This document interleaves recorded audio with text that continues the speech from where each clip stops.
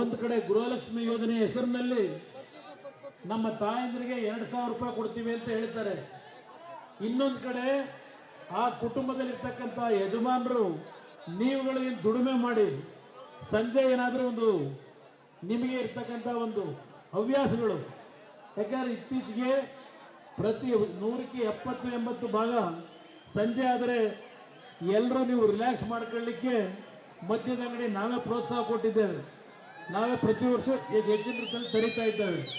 25 ರೂಪಾಯಿಗೆ ದೊರಕ್ತಾ ಇದ್ದಂಥ ಮದ್ಯದ ಬಾಟ್ಲು ಇವತ್ತು ಎಷ್ಟು ರೂಪಾಯಿ ಆಗಿದೆ? 250-300 ರೂಪಾಯಿ ಹೋಗಿದೆ.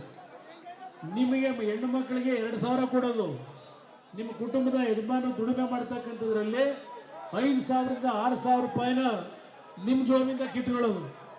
ಇದು ಪಿಕ್ ಪ್ಯಾಕೆಟ್ ಸರ್ಕಾರ ಅನ್ನೋದನ್ನ ಮರಿಬೇಡಿ. ಈ ರಾಜ್ಯದ ಜನತೆಯ ಪಿಕ್ ಪ್ಯಾಕೆಟ್ ಮಾಡ್ತಾ ಇರ್ತಕ್ಕಂಥ ಸರ್ಕಾರ. ಇದನ್ನ ಯೋಚನೆ ಮಾಡಿ. ಇವತ್ತು ರಾಜ್ಯದಲ್ಲಿ ಬರಗಾಲ, ಕುಡಿಯೋ ನೀರಿನ ಸಮಸ್ಯೆ, ರೈತರು ಬೆಳೆದಂಥ ಬೆಳೆಯ ಪ್ರಮಾಣದ ನಷ್ಟದ ಬಗ್ಗೆ ಅವರೇ ಪ್ರತಿನಿತ್ಯ ಚರ್ಚೆ ಮಾಡ್ತಾರೆ. ಆದರೆ ಈ ಸರ್ಕಾರ ಕೊಟ್ಟಿದ್ದೇನು?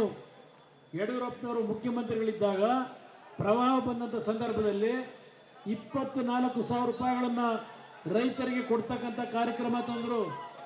ಇವರೇನು ಕೊಟ್ಟರು? ಕಾಂಗ್ರೆಸ್ನವರು ಬರಗಾಲದ ಪರಿಹಾರ ಅಂತ ಹೇಳಿ ಹೆಕ್ಟರ್ಗೆ 2,000 ರೂಪಾಯಿ ರೈತರಿಗೆ, ಭಿಕ್ಷುಕರಿಗೆ ಕೊಡ್ತಕ್ಕಂಥ ರೀತಿಯಲ್ಲಿ ನಿಮ್ಮಗಳನ್ನು ಅವಮಾನ ಏನು ಮಾಡ್ತಾ ಇದ್ದಾರೆ ಈ ಸರ್ಕಾರ. ರೈತರ ಬದುಕಿನ ಜೊತೆ ಚೆಲ್ಲಾಟ ಆಡ್ತಾ ಇದ್ದಾರೆ. ಅದಷ್ಟೇ ಅಲ್ಲ, ನಮ್ಮ ಕಾಲದಲ್ಲಿ ನಾವು ಯಡಿಯೂರಪ್ಪನವರು ಇದ್ದಾಗ ಒಂದು ರೈತರು ಬೋರ್ವೆಲ್ ಕೊರೆದು ಒಂದು ಟಿ ಸಿ ಹಾಕಿಸ್ಬೇಕು ಅಂದ್ರೆ 5,000 ನಾವು ಯಡಿಯೂರಪ್ಪನವರು ಒಂದು ಮೈತ್ರಿ ಸರ್ಕಾರ ನಡೆಸಬೇಕಾದ್ರೆ ಇವತ್ತು ಟಿ ಸಿ ಹಾಕಿಸ್ಕೊಳ್ಳೋದಕ್ಕೆ ಎಷ್ಟು ಕೊಡಬೇಕು ನಮ್ಮ ರೈತರು? 2 ಲಕ್ಷ ನನ್ನ ರೈತರು ಕೊಡ್ಲಿಕ್ಕೆ ಸಾಧ್ಯವ? ಇವತ್ತು ಇದು ಸರ್ಕಾರದ, ಇದು ಈ ಸರ್ಕಾರಕ್ಕೆ ನೀವು ಬೆಂಬಲ ಕೊಡ್ತೀರಾ? ಇಂಥ ಒಂದು ಕೆಟ್ಟ ಸರ್ಕಾರಕ್ಕೆ. ಅದಷ್ಟೇ ಅಲ್ಲ, ಇವತ್ತು ನೀವೇನಾದರೂ ಸಬ್ ರಿಜಿಸ್ಟ್ರಾರ್ ಕಚೇರಿಗೆ ಹೋಗಿ ಪೇಪರ್ ರಿಜಿಸ್ಟರ್ ಮಾಡಿಸ್ಕೋಬೇಕು ಅಂದ್ರೆ ಎಷ್ಟು ಏರಿಕೆ ಮಾಡಿದ್ದಾರೆ ಹಣ, ಇದೆಲ್ಲ ನಿಮ್ಮ ಮೇಲೆ. ಅದಕ್ಕೆ ಹೇಳಿದ್ದು ಈ ಸರ್ಕಾರ ಪಿಕ್ ಪ್ಯಾಕೆಟ್ ಸರ್ಕಾರ ಅಂತ ಹೇಳಿ. ನರೇಂದ್ರ ಮೋದಿ ಅವರ ಬಗ್ಗೆ ಟೀಕೆ ಮಾಡ್ತಾರೆ. ರಾಹುಲ್ ಗಾಂಧಿ ಮೊನ್ನೆ ತಮಿಳುನಾಡಿನಲ್ಲಿ ಹೋಗಿ ಒಂದು ಭಾಷಣ ಮಾಡ್ತಾರೆ. ಇವತ್ತು ಕಾಂಗ್ರೆಸ್ ಸರ್ಕಾರ ಬಂದರೆ ಈ ದೇಶದಲ್ಲಿ 31 ಲಕ್ಷ ನಿರುದ್ಯೋಗದ ಸಮಸ್ಯೆಯನ್ನು ಬಗೆಹರಿಸಲಿಕ್ಕೆ ಏನು ಒಂದು ಸರ್ಕಾರದಲ್ಲಿ ಹುದ್ದೆಗಳು ಖಾಲಿ ಇದೆ ಕೇಂದ್ರ ಸರ್ಕಾರದಲ್ಲಿ, ಅದನ್ನೆಲ್ಲವನ್ನ ತುಂಬ್ತೀವಿ ಅಂತಕ್ಕಂಥ ಭಾಷಣ ಮಾಡಿದ್ದಾರೆ. ನಾನು ರಾಹುಲ್ ಗಾಂಧಿ ಅವರಿಗೆ ಕೇಳ್ತೇನೆ, ಸಿದ್ದರಾಮಯ್ಯನವರಿಗೆ ಕೇಳ್ತೇನೆ, ಕರ್ನಾಟಕ ರಾಜ್ಯದಲ್ಲಿ 2,75,000 ಸರ್ಕಾರಿ ಹುದ್ದೆಗಳು ಖಾಲಿ ಇದ್ದಾವೆ, ಸರ್ಕಾರಿ ಹುದ್ದೆಗಳನ್ನು ತುಂಬಿಲ್ಲ. ನೀವು ಮೊದಲು ಕರ್ನಾಟಕ ರಾಜ್ಯದಲ್ಲಿ ನಿಮ್ಮ ಸರ್ಕಾರ ಏನಿದೆ ಇಲ್ಲಿ ಆ 2.25 ಲಕ್ಷ ಹುದ್ದೆ ಖಾಲಿಯನ್ನು ಇಟ್ಕೊಂಡಿದ್ದೀರಿ, ಅಲ್ಲಿ ಒಂದು ಹುದ್ದೆಗಳನ್ನು ತುಂಬಿ ನಮ್ಮ ಹಳ್ಳಿಯ ಮಕ್ಕಳಿಗೆ ಉದ್ಯೋಗ ಕೊಟ್ಟು ನಂತರ ಮಾತನಾಡಿ ಅಂತಕ್ಕಂಥದ್ದನ್ನ ನೀವತ್ತು ಕಾಂಗ್ರೆಸ್ ನಾಯಕರಿಗೆ ಹೇಳಬೇಕು ಅಂತ. ಇದು ಈ ಸರ್ಕಾರದ ಯಾವ ರೀತಿಯ ನಡವಳಿಕೆ ಗಮನಿಸಿ. ಇವತ್ತು ಯಡಿಯೂರಪ್ಪನವರು 4,000 ರೂಪಾಯಿಗಳನ್ನ ಆ ಕಿಸಾನ್ ಸಮ್ಮಾನ್ ಯೋಜನೆಗೆ ಕೊಟ್ಟಂತದನ್ನ ಈ ಸರ್ಕಾರ ತೆಗೆದುಹಾಕಿದ್ದಾರೆ. ಆ 4,000 ರೂಪಾಯಿಗಳು ಬರ್ತಾ ಇಲ್ಲ. ಇವತ್ತು ಎಲ್ಲಾ ರೀತಿಯ ಸಮಸ್ಯೆಗಳನ್ನು ನೀವು ಎದುರಿಸ್ತಾ ಇದ್ದೀರಿ. ಆ ಹಿನ್ನೆಲೆಯಲ್ಲಿ ನಾನು ಸುದೀರ್ಘವಾಗಿ ಮಾತನಾಡಲಿಕ್ಕೆ ಹೋದ್ರೆ 1 ಗಂಟೆ ಮಾತನಾಡಬಲ್ಲೆ. ಆದರೆ ಇವತ್ತು ಒಂದು ನಿಮ್ಮಲ್ಲಿ ಮನವಿ ಮಾಡ್ತೇನೆ. ನಾನು ಇವತ್ತು ಮಂಡ್ಯ ಚುನಾವಣೆಯ ಪ್ರಚಾರವನ್ನು ನಾನು ಚುನಾವಣೆಯಲ್ಲಿ ಸ್ಪರ್ಧೆ ಮಾಡಿದ್ರು, ಅಲ್ಲಿಯ ಕಾರ್ಯಕರ್ತರಿಗೆ ವಹಿಸಿರ್ತಕ್ಕಂಥದ್ದೇನಿದೆ. ಇವತ್ತು ನಾನು ಇಲ್ಲಿ ಬರಬೇಕಾದ್ರೆ ಕಾರಣ ಯಡಿಯೂರಪ್ಪನವರು ನಾನು ಸರ್ಕಾರ ರಚನೆ ಮಾಡಿದಾಗ 2006ರಲ್ಲಿ ಅವರು ನನ್ನ ಜೊತೆಗೂಡಿ ಸರ್ಕಾರ ಮಾಡಿದ್ರಿಂದ ಈ ಕುಮಾರಸ್ವಾಮಿ ಯಾರು ಅಂತಕ್ಕಂಥದ್ದು ಇಡೀ ರಾಜ್ಯದ ಜನತೆಗೆ ಪರಿಚಯ ಆದಂಥದ್ದು. ನಾನು ಅವರಿಗೆ 2006-7 20 ತಿಂಗಳು ಆಡಳಿತ ಕೊಡಬೇಕಾಗಿತ್ತು, ನಾನು ಕೊಡ್ಲಿಕ್ಕೆ ತಯಾರಾಗಿದ್ದೆ.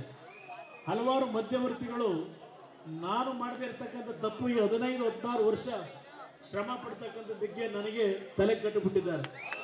ಆದರೆ ಇವತ್ತು ಒಂದು ಮಾತು ಹೇಳ್ತೇನೆ, ಇಡೀ ರಾಜ್ಯದಲ್ಲಿ ಇವತ್ತು ಸಹ ನನ್ನನ್ನು ನೀವು ಗುರುತಿಸಿದ್ರೆ ನಾನು ಯಡಿಯೂರಪ್ಪನವರು ಇಬ್ಬರು ಸೇರಿ ಒಟ್ಟಾಗಿ ಸರ್ಕಾರ ಏನು ಮಾಡಿದ್ವು ಆ ಉತ್ತಮವಾದ ಸರ್ಕಾರ ಬಹುಶಃ ರಾಜ್ಯದಲ್ಲಿ ಮತ್ತೆ ನೀವಿಂದ ಕಾಣಲಿಕ್ಕೆ ಸಾಧ್ಯ.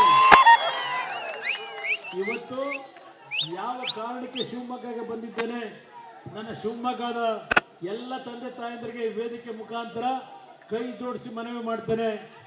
ಇವತ್ತು ರಾಘವೇಂದ್ರ ಅವ್ರಿಗೆ ಉತ್ತಮವಾದ ಭವಿಷ್ಯ ಇದೆ. ಇವತ್ತು ಅವರಲ್ಲಿರ್ತಕ್ಕಂಥ ಒಂದು ಸರಳ ಗುಣ, ಸೌಮ್ಯ ಸ್ವಭಾವವನ್ನು ನಾನು ಕಂಡಿದ್ದೇನೆ. ಅಭಿವೃದ್ಧಿಗೆ ಪೂರಕವಾದ ರೀತಿಯ ಅವರ ನಡವಳಿಕೆ ಏನಿದೆ, ಅವರನ್ನ ಇವತ್ತು ತಾವು ಸಂಪೂರ್ಣವಾಗಿ ಆಶೀರ್ವಾದ ಮಾಡಬೇಕು ಅಂತಕ್ಕಂಥ ಮನವಿಯನ್ನ ಸಲ್ಲಿಸ್ತಕ್ಕಂಥದ್ದು ಅಷ್ಟೇ ಅಲ್ಲ, ಮುಂದಿನ ದಿನಗಳಲ್ಲಿ 2006ರಲ್ಲಿ ಯಡಿಯೂರಪ್ಪನವರು ನಾವು ಈ ರಾಜ್ಯಕ್ಕೆ ಒಂದು ಉತ್ತಮವಾದ ಸರ್ಕಾರವನ್ನು ತಂದು ಕೊಟ್ಟಿದ್ದೇವೆ. ಆ ರೀತಿಯ ಒಂದು ಸರ್ಕಾರವನ್ನು ಪುನಃ ಪ್ರತಿಷ್ಠಾಪನೆಯನ್ನ ಈ ಒಂದು ವರ್ಷದಲ್ಲಿ 2024 ಒಂದು ಹೊಸ ಬದಲಾವಣೆಯನ್ನು ತರತಕ್ಕಂಥ ಪರವಾಗಿ. ಆ ಹಿನ್ನೆಲೆಯಲ್ಲಿ ಇವತ್ತು ನಿಮ್ಮ ಮುಂದೆ ನಿಂತಿದ್ದೇನೆ. ಇವತ್ತು ರಾಹುಲ್ ಗಾಂಧಿ ಅವರು ಹೇಳ್ತಾರೆ ಇದೇನೋ ರೈತರು ಸಾಲ ಮನ್ನಾ ಮಾಡ್ತಾರಂತೆ. ಅವ್ರ ಸರ್ಕಾರ, ಕಾಂಗ್ರೆಸ್ ಸರ್ಕಾರ ಬಂದ್ರೆ ರೈತರು ಸಾಲ ಮನ್ನಾ ಮಾಡ್ತಾರಂತೆ. ಯಾವಾಗ ರೈತರು ಸಾಲ ಮನ್ನಾ ಮಾಡಿದ್ದಾರೆ ಕಾಂಗ್ರೆಸ್ ಸರ್ಕಾರ ಸಿದ್ದರಾಮಯ್ಯ ನೇತೃತ್ವದಲ್ಲಿ? ರೈತರು ಆತ್ಮಹತ್ಯೆಗಳು ಮಾಡ್ಕೋತಾ ಇದ್ರು. ಯಾವುದೇ ರೀತಿಯ ರೈತರ ಒಂದು ನೆರವಿಗೆ ಬರದೆ ಈಗಾಗಲೇ ಮತ್ತೆ ರೈತರ ಆತ್ಮಹತ್ಯೆ ಪ್ರಾರಂಭ ಆಗಿದೆ. ಎಲ್ಲ ನನಗೆ ಗೊತ್ತಿಲ್ಲ, ಒಂದು ಶಾಪ ಈ ರಾಜ್ಯದಲ್ಲಿ.